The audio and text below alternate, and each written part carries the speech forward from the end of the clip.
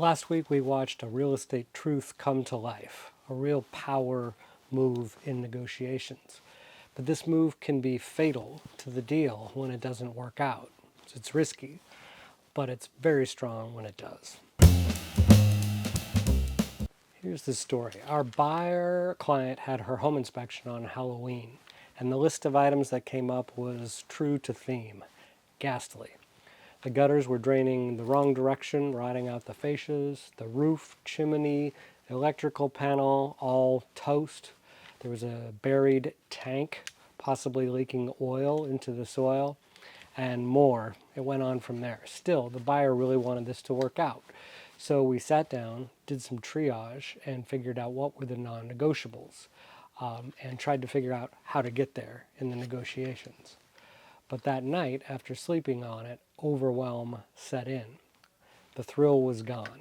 The listing had advertised air conditioning, which it turned out it didn't have, and that was a factor, so she decided to walk away. We sent over a termination notice.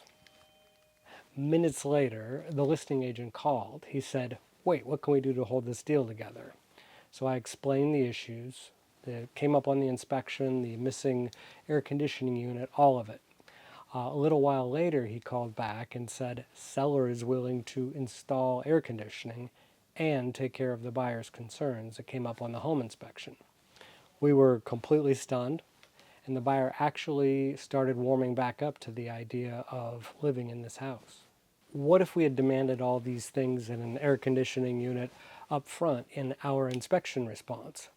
I think the seller would have dug into a crouch and fought us back hard. But this buyer wasn't asking. She wasn't negotiating. She was walking away.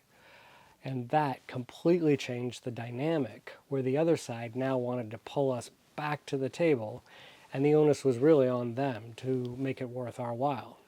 Being truly willing to walk away is powerful in a negotiation.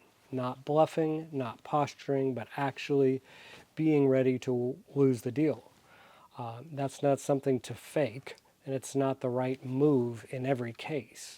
Most buyers settle on a home that really fits their needs, and there's always a little give and take when both sides want it to work. But if you genuinely reach the point where you're okay walking away, you might just get everything you want. I want to tell you about another strategy video that I think is valuable. 6 blunders to avoid when selling a home. It contains some other things that can help in negotiating, particularly if you're the home seller.